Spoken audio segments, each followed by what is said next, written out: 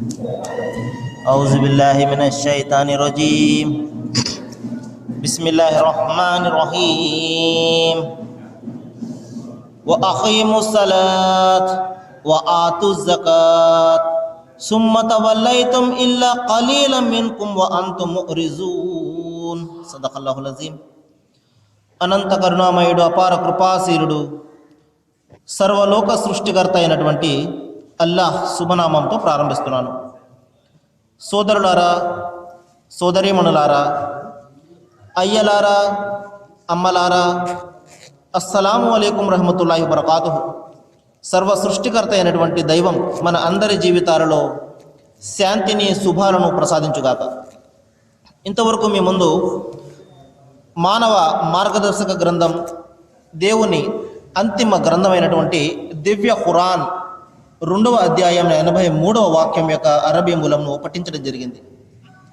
దైవం ఇందులో ఆజ్ఞాపిస్తున్నాడు, మీరు నమాజును స్థాపించండి, జకాతును ఇవ్వండి.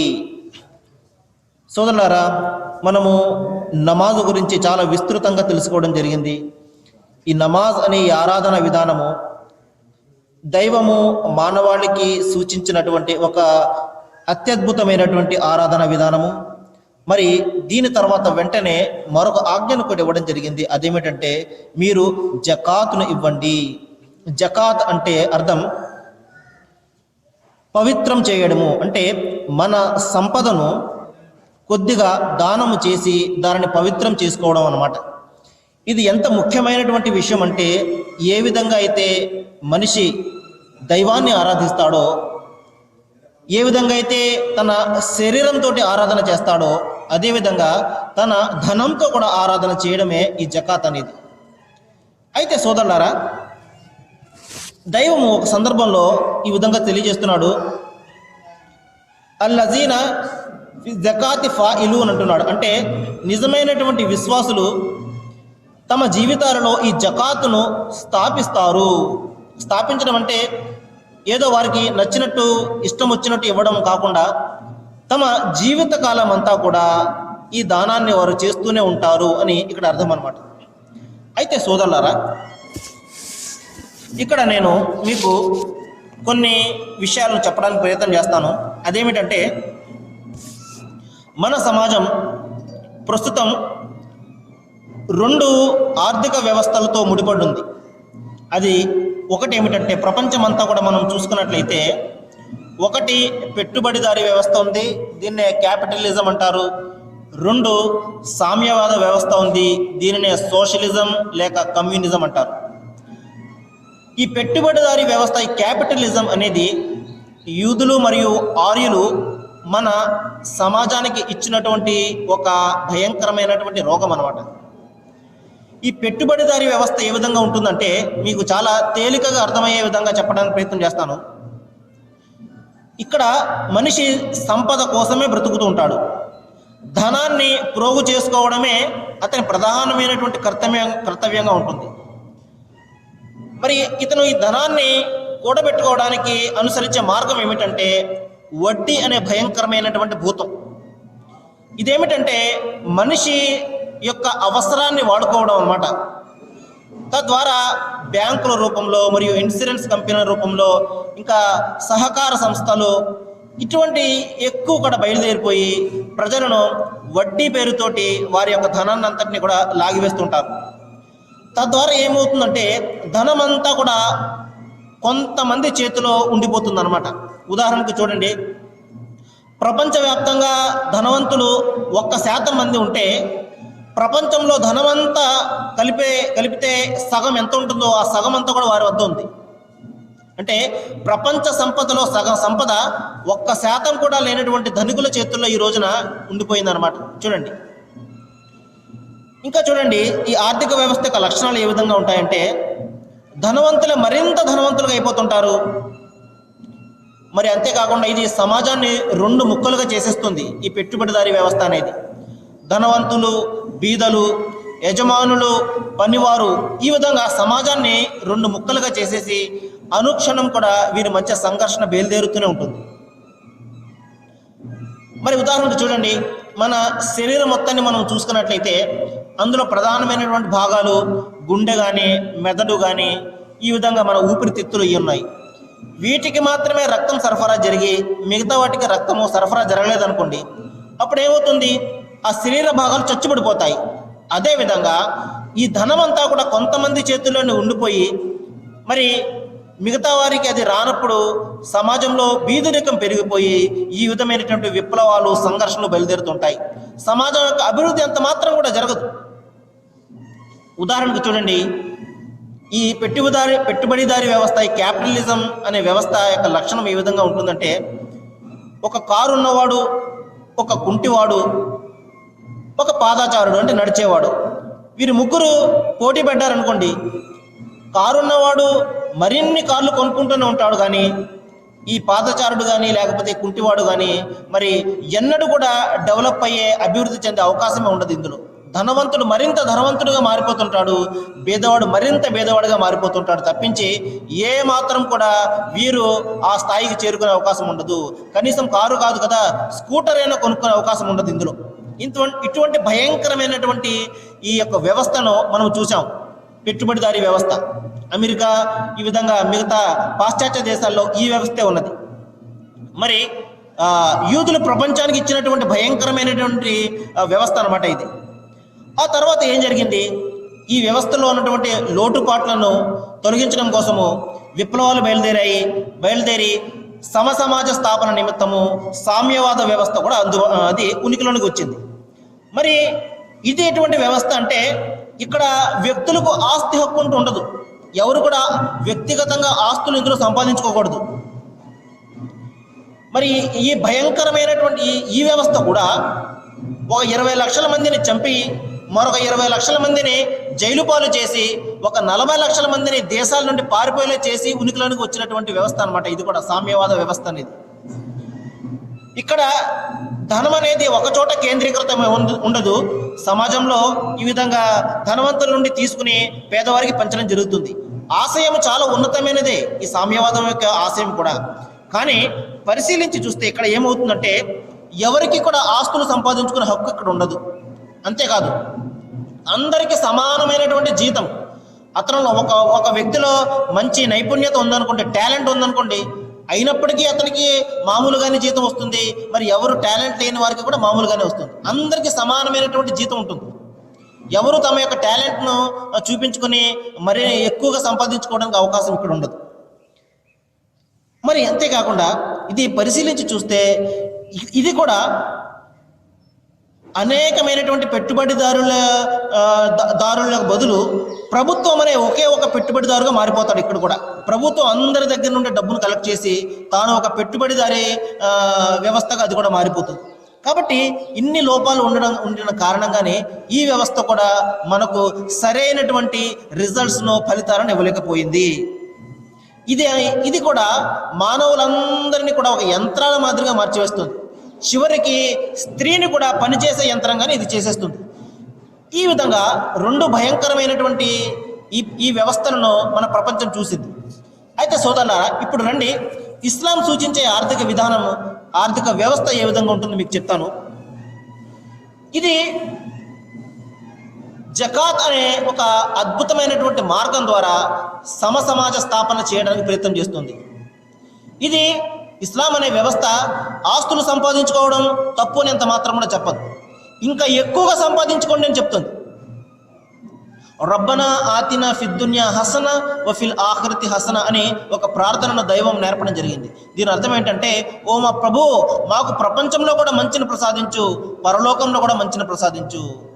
డబ్బు అందరూ కూడా సంపాదించాలి, ఉన్నతంగా ఉండాలి, కానీ ఆ సంపాదించిన ధనంలో పేదలకు భాగం ఉన్నది, బీదసాదులకు భాగం ఉన్నది. కాబట్టి నీవు నీ ధనం నుండి వారి కోసం ఖర్చు చేయాలి. నీవు ఎంతగా ధనాన్ని సంపాదిస్తే అంతగా నువ్వు పేదలకు దానం చేసిన వాడు అవుతావు, అంతగా పేదలను ఆదుకున్న వాడు అవుతావు, అంతగా సమాజాన్ని ఉద్ధరించేవాడు అవుతావు. కాబట్టి ధనాన్ని సంపాదించడానికి ఇస్లాం ఎంత మాత్రం కూడా అడ్డు చెప్పదు. వ్యక్తిగత ఆస్తులు సంపాదించుకోవడానికి ఇస్లాం ఎంత మాత్రం కూడా అడ్డు చెప్పదు.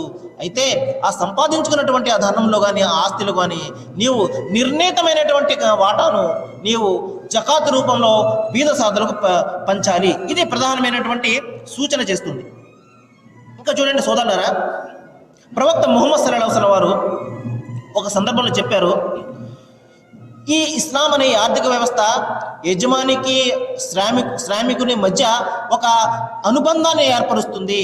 ప్రవక్త వారు చెప్పారు, నీవు కూలివాని చెమట ఆరక ముందే వారి కూలిని చెల్లించని చెప్పడం జరిగింది. ఎవరి హక్కులను వారికి స్పష్టంగా ఇస్తుంది ఇస్లాం.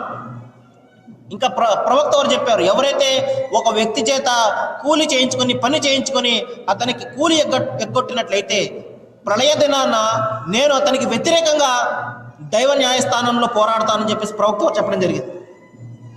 ఇంకొక సందర్భంలో చెప్పారు, మీరు అసత్య ప్రమాణాలు చేసి మీ సరుకును అమ్ముకోకండి. మనం చూస్తుంటాం మన వ్యాపారాల్లో కానివ్వండి, వ్యాపారాల్లో ఏం చేస్తూ ఉంటామంటే ఎక్కువగా మాటలు ఎక్కువగా చెప్పి మన సరుకులను అమ్ముకోవడము మనం చూస్తూ ఉంటాం. ప్రవక్త వారు చెప్పారు, మీరు అసత్యాలు పలికి లేనిపోనివి కల్పించి మీ సరుకులను మీరు అమ్ముకోకండి. మీరు ఆ విధంగా అమ్ముకున్నట్లయితే సరుకు పోతుంది, అందులో ఉన్న శుభం కూడా పోతుందని చెప్పడం జరిగింది. డబ్బు వస్తుంది, సరుకు అమ్ముడవుతుంది, కానీ అందులో ఉన్నటువంటి శుభం ఉంది చూసారు, దైవం ప్రసాదించినటువంటి శుభము, ఆ శుభం ఎంత మాత్రం కూడా ఉండదు అని ప్రవక్త వారు చెప్పడం జరిగింది. ఇంకా చూడండి సోదరులారా, ప్రవక్త ముహమ్మద్ సల్లల్లాహు అలైహి వసల్లం వారు ఇచ్చినటువంటి ఈ ఉన్నతమైనటువంటి ఆర్థిక విధానంలో వ్యక్తి యొక్క నైతికత ఏ విధంగా మారిందంటే, ఒక ఇద్దరు దుకాణదారులు ఉన్నప్పుడు ప్రవక్త ముహమ్మద్ సల్లల్లాహు అలైహి వసల్లం వారి కాలంలో ఏం జరిగిందంటే, ఒక దుకాణందారు వద్దకు, ఒక షాప్ వద్దకు, ఒక దుకాణం వద్దకు ఒక వ్యక్తి సరుకుల నిమిత్తము కొనడానికి నిమిత్తము ఎక్కువ మంది వచ్చారు ఒక షాప్కి. మరొక షాప్కి చాలా తక్కువ మంది ఉన్నారు, అసలు లేరు. అప్పుడు ఈ వ్యక్తి అన్నాడు, ఏమండి మీరు ఆయన దగ్గరకు వెళ్ళండి, ఈ సరుకులు ఆయన వద్ద కూడా లభిస్తాయి, మీరు అక్కడికి వెళ్ళి ఆ సరుకులు కొనండి అని చెప్పగలిగాడంటే ఎంత ఉన్నతమైనటువంటి ఆ నైతికతను ప్రవక్త ముహమ్మద్ సల్లల్లాహు అలైహి వసల్లం వారు బోధించారు చూడండి. మనం ఏ విధంగా చెప్పగలమా? మనకు అవతల షాపు వాడు వద్దకు వెళ్తున్నటువంటి కస్టమర్లను కూడా మనము లాగేస్తాం. ఈ రోజున ఏదో మాటలు చెప్పి మన వైపులకు లాగేయడానికి ప్రయత్నం చేస్తుంటాం. కానీ ప్రవక్త ముహమ్మద్ సల్లల్లాహు అలైహి వసల్లం వారు యొక్క కాలంలో ఏం జరిగిందంటే, తన వద్దకు వచ్చే ఆ యొక్క కస్టమర్లను తన సాటి సోదరుడు మరి బేరాలు లేక బాధపడుతుంటే, మీరు ఆ కుట్టు వద్దకు వెళ్ళి కొన్ని సరుకులు కొనండి, ఆ సోదరుని వద్ద జనం లేరు, కస్టమర్లు లేరు, మీరు అక్కడికి వెళ్ళి కొనండి అని చెప్పగలిగారంటే వారి యొక్క నైతికత విధానాన్ని ఏ విధంగా మార్చారో ప్రవక్త వారు ఒకసారి మనం ఆలోచించాలి.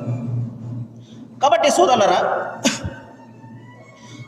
ఇస్లాం ఈ జకాత్ అనే ఈ వ్యవస్థ ద్వారా పూర్తిగా వడ్డీ అనే భయంకరమైనటువంటి భూతాన్ని నిర్మూలించేస్తుంది. సమాజం నుండి దీన్ని పూర్తిగా తొలగించి వేస్తుంది. ఎందువలనంటే సోదరులారా, మనం నిన్ననే చెప్పుకున్నాము, ఈ భయంకరమైనటువంటి ఈ వడ్డీ భూతము మొత్తం ప్రపంచాన్ని కబళించి వేస్తుంది.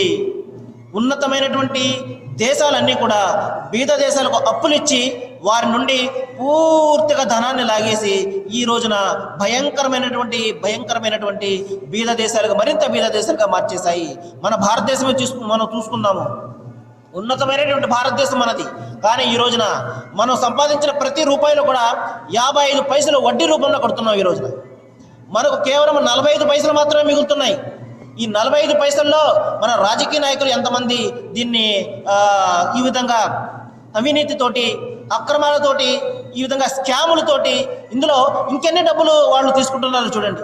ఇంకా మనకు మిగిలేది ఎంత? మనం మన ప్రజల కోసం ఏమి ఖర్చు చేస్తాము, వారికి కూడు గూడు, ఈ విధంగా ఇటువంటి మౌలికమైనటువంటి అవసరాలను మనం ఏ విధంగా తీరుస్తాము? ఇంత భయంకరమైనటువంటి పరిస్థితుల్లో మనం ఈ రోజున ఉన్నాము. దీనికి ప్రధానమైన కారణం ఏమిటి సోదరులారా? ఈ వడ్డీ అనే భయంకరమైనటువంటి భూతము. అయితే సోదరులారా, ఇస్లాము ఈ సంపద అంతా కూడా ఒకే చోట కేంద్రీకృతం అయ్యేలాగా, ఒకే చోట చేరిపోయేలాగా ఎంత మాత్రం కూడా చేయదు. ఈ సంపదను సమాజంలో కూడా పంచుతుంది. తద్వారా బీదవాడు మరింత ధనవంతుడుగా అవుతాడు అని ఎంత మాత్రం మనం ఇస్లాం చెప్పదు, కానీ బీదరికాన్ని మాత్రము తొలగిస్తామని చెప్పేసి ఇస్లాము వాగ్దానం చేస్తుంది. నిస్సందేహంగా తొలుగుతుంది కూడా. మరి చూడండి, మన భారతదేశంలోనే పెద్ద పెద్ద కంపెనీలు ఉన్నాయి. టాటా, బిర్లాలు, ఈ విధంగా అంబానీలు, రిలయన్స్, ఇంత పెద్ద పెద్ద కంపెనీలు ఉన్నాయి. మన దేశంలో ఉన్నటువంటి సంపదలో సగం సంపద అంతా కూడా వాళ్ళ దగ్గర ఉన్నది. ఒకవేళ వాళ్ళు తమ సంపద నుండి ప్రతి సంవత్సరం కూడా 2.5% వారు దానం తీసి పేదలకు పంచిపెట్టినట్టయితే భారతదేశంలో బీదరికం అనే ఉన్నది. ఈ విధంగా ఈ ఉన్నతమైనటువంటి ఈ జకాత్ అనే మార్గం ద్వారా సమసమాజ స్థాపన చేయడం కోసము ఇస్లాం ప్రయత్నం చేస్తూ ఉంటుంది. ఇంకా చూడండి సోదరులారా, ప్రతి వ్యక్తి కూడా తన టాలెంట్ను ఉపయోగించి, తన సామర్థ్యాన్ని ఉపయోగించి, ఈ రోజున ఇస్లాం ఏం చెప్తుందంటే తమ సామర్థ్యాన్ని ఉపయోగించి డబ్బును సంపాదించాలి. ఎందువలనంటే దైవము ఒక్కొక్కరికి ఒక్కొక్క విధమైనటువంటి నైపుణ్యతను ఇస్తాడు, ఒక్కొక్కరికి ఒక్కొక్క విధమైనటువంటి టాలెంట్ని ఇస్తాడు. కాబట్టి ఇక్కడ టాలెంట్ని ఎంత మాత్రం కూడా ఇస్లాం అనేది నొక్కి పెట్టదు. నీ టాలెంట్ను ఉపయోగించి, నీ సామర్థ్యాన్ని ఉపయోగించి నువ్వు డబ్బు సంపదను సంపాదించాలి. కానీ ఆ సంపద నుండి పేదలకు ప్రతి సంవత్సరం కూడా 2.5% నువ్వు తీసి దానం ఇవ్వాలి అని మాత్రమే ఇస్లాం కోరుతుంది. తద్వారా ఏమవుతుంది, సంపద ఒకే చోట కేంద్రీకృతం అవ్వకుండా, ఒకే చోట ప్రోగుపడకుండా సమాజం అందరికీ కూడా పంచబడుతుంది. సమాజంలో బీదరికం అనేది ఉండదు అని చెప్పేసి ఇస్లాము ఘంటాపథంగా నొక్కి చెప్తుంది. అయితే సోదరులారా, ఈ విధంగా చూడండి, ఉదాహరణకు ఒక కారు గలవాడు ఉన్నాడు, అదేవిధంగా కాలి నడకన వెళ్ళేవాడు ఉన్నాడు, కుంటివాడు ఉన్నాడు. ఇస్లాం ఏం చెప్తుందంటే కారు ఉన్నవాడు ఆగి తన ఆ ఇద్దరికి కూడా సహాయం చేస్తాడు ఇక్కడ. తద్వారా ఏం జరుగుతుందండి, తద్వారా మిగతా వారు కూడా ఆ స్థాయికి వెళ్ళడానికి అవకాశం ఉంటుంది.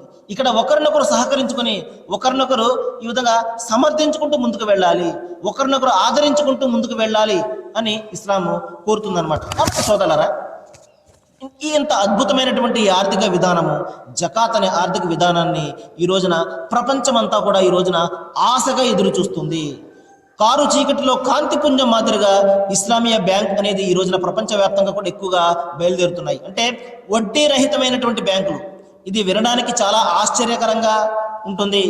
ఇది కూడా సాధ్యమా అన్నట్టుగా అనిపిస్తుంటుంది, వడ్డీ లేకుండా బ్యాంకులా అని. కానీ ఈ రోజున ప్రపంచం అంతా కూడా ఈ వడ్డీ లేనటువంటి బ్యాంకుల వైపు ఆశగా చూస్తున్నాయి. మన భారతదేశంలో కూడా మన రిజర్వ్ బ్యాంకు కూడా ఈ వడ్డీ లేనటువంటి బ్యాంకును స్థాపించడం కోసం ప్రయత్నం చేస్తుంది.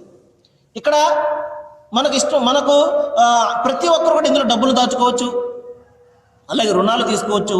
కానీ రుణాలు తీసుకున్న దానికి వడ్డీ లేకుండా ఉంటుంది. చూడండి, ఇందువలనంటే మనిషికి ఈ ఉన్నటువంటి అవసరాన్ని ఉపయోగించుకొని మనము అతని అవసరాన్ని మనము క్యాష్ చేసుకోవడం అనేది అది చాలా భయంకరమైనటువంటి విధానము. అది మానవత్వానికి మచ్చ అన్నమాట. అయితే సోదరులారా, ఈ జకాతును చెల్లించకపోతే ఏమవుతుంది?